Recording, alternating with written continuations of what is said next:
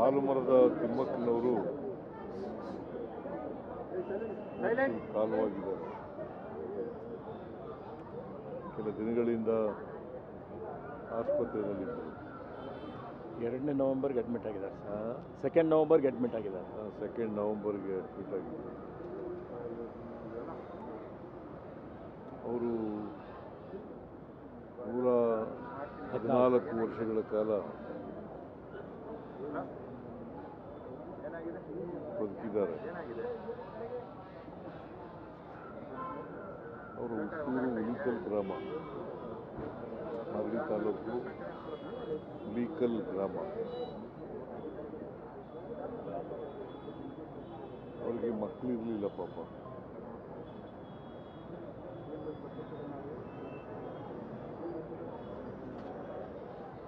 ಗಿಡಗಳನ್ನೇ ಮಕ್ಕಳು ಅಂತ ಸಾಕ್ತಾ ಇದ್ರು.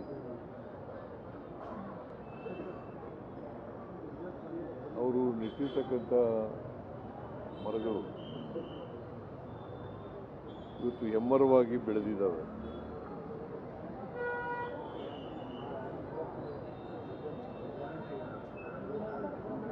ಅವರು ಒಬ್ಬ ದೊಡ್ಡ ಪರಿಸರವಾದಿ.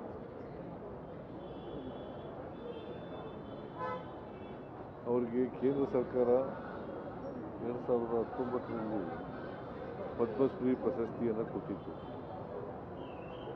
ಅವರ ಸೇವೆಯನ್ನು ಪರಿಗಣಿಸಿ ಪದ್ಮಶ್ರೀ ಪ್ರಶಸ್ತಿಯನ್ನು ಕೊಟ್ಟಿತ್ತು.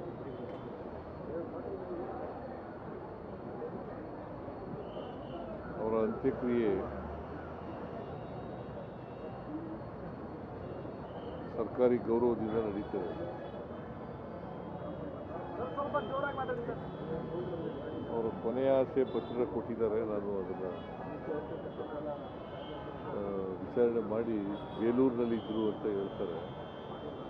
ಬೇಲೂರಿನಲ್ಲಿ ನಾನು ಅದನ್ನು ವಿಚಾರ ಮಾಡ್ತೀನಿ. ಅಲ್ಲಿ ಅವರ ಏನು ಮಾಡಬೇಕು ಅಂತ ಇದ್ದಾರೆ. ಬೇಲೂರಿನಲ್ಲಿ ಒಂದು ಸಂಗ್ರಹಾಲಯ ಮಾಡಬೇಕು ಅಂತ, ತಿಮ್ಮಕ್ಕ ವಸ್ತು ಸಂಗ್ರಹಾಲಯ ಮಾಡಬೇಕು ಅಂತ ಇದ್ದಾರೆ. ಮತ್ತು ಅವ್ರ ಹೆಬ್ಬೆಟ್ಟ ಅವ್ರದ್ದು ಆಸೆ ಸರ್, ಕೊನೆ ಆಸೆ ಇದೆ. ಪತ್ರದಲ್ಲಿ ಇದೆ, ಅವ್ರ ಪತ್ರದಲ್ಲಿ ಹೌದು. ಅದೇ ತಿಮ್ಮಕ್ಕ ವಸ್ತು ಸಂಗ್ರಹಾಲಯ ಕೊಟ್ಟಿದ್ದಾರೆ.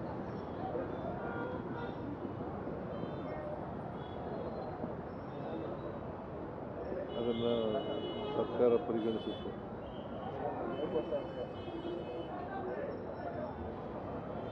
ಅವರ ಆತ್ಮಕ್ಕೆ ಚಿರಶಾಂತಿ ದೊರಕಲಿ ಅಂತೇಳಿ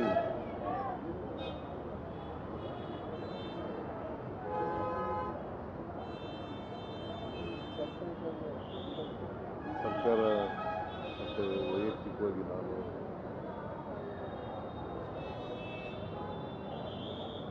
ಪ್ರಾರ್ಥನೆ ಮಾಡ್ತೀನಿ.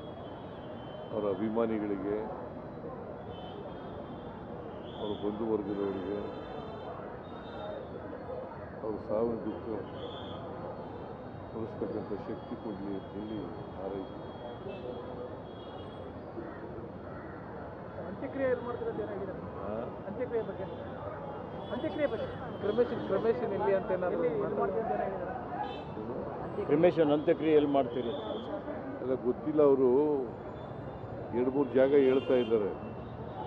ಅದನ್ನ ನೋಡಿ ಹೇಳ್ತೀನಿ ಈಗ ಅಂತ ಹೇಳಿದ್ದೀನಿ.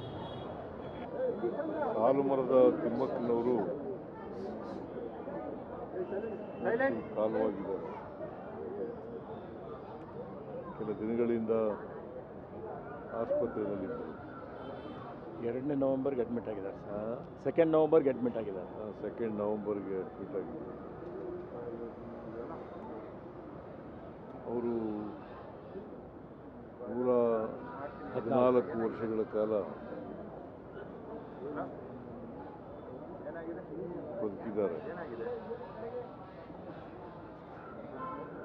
ಅವರು ಹುಟ್ಟೂರು ಹುಲಿಕಲ್ ಗ್ರಾಮ, ಮಾಗಡಿ ತಾಲೂಕು ಹುಲಿಕಲ್ ಗ್ರಾಮ. ಅವರಿಗೆ ಮಕ್ಕಳಿರಲಿಲ್ಲ ಪಾಪ.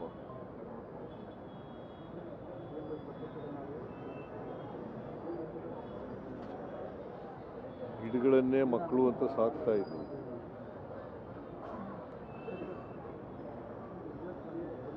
ನೆಟ್ಟಿರ್ತಕ್ಕಂಥ ಮರಗಳು ಇವತ್ತು ಎಮ್ಮರವಾಗಿ ಬೆಳೆದಿದ್ದಾವೆ.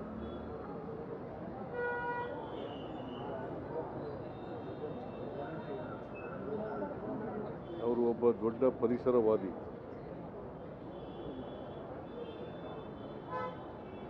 ಅವರಿಗೆ ಕೇಂದ್ರ ಸರ್ಕಾರ 2019ರಲ್ಲಿ ಪದ್ಮಶ್ರೀ ಪ್ರಶಸ್ತಿಯನ್ನು ಕೊಟ್ಟಿತ್ತು.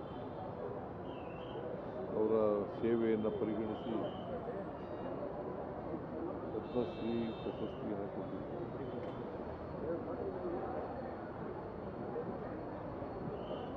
ಅವರ ಅಂತ್ಯಕ್ರಿಯೆ ಸರ್ಕಾರಿ ಗೌರವದಿಂದ ನಡೀತದೆ. ಅವರು ಕೊನೆಯ ಆಸೆ ಪತ್ರ ಕೊಟ್ಟಿದ್ದಾರೆ. ನಾನು ಅದನ್ನು ವಿಚಾರಣೆ ಮಾಡಿ ಬೇಲೂರಿನಲ್ಲಿ ಇದ್ದರು ಅಂತ ಹೇಳ್ತಾರೆ. ಬೇಲೂರಿನಲ್ಲಿ ನಾನು ಅದನ್ನು ವಿಚಾರ ಮಾಡ್ತೀನಿ. ಅಲ್ಲಿ ಅವರ ಏನು ಮಾಡಬೇಕು ಅಂತ ಇದ್ದಾರೆ. ಬೇಲೂರಿನಲ್ಲಿ ಒಂದು ಸಂಗ್ರಹಾಲಯ ಮಾಡಬೇಕು ಅಂತ, ತಿಮ್ಮಕ್ಕ ವಸ್ತು ಸಂಗ್ರಹಾಲಯ ಮಾಡಬೇಕು ಅಂತ ಇದ್ದಾರೆ.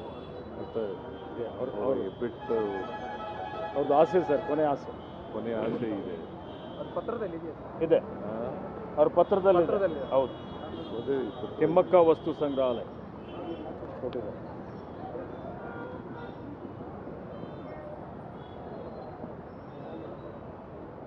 ಅದನ್ನು ಸರ್ಕಾರ ಪರಿಗಣಿಸುತ್ತೆ.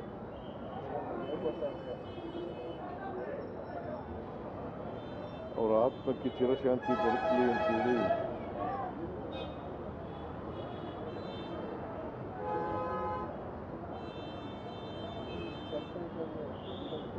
ಸರ್ಕಾರ ಮತ್ತು ವೈಯಕ್ತಿಕವಾಗಿ ನಾನು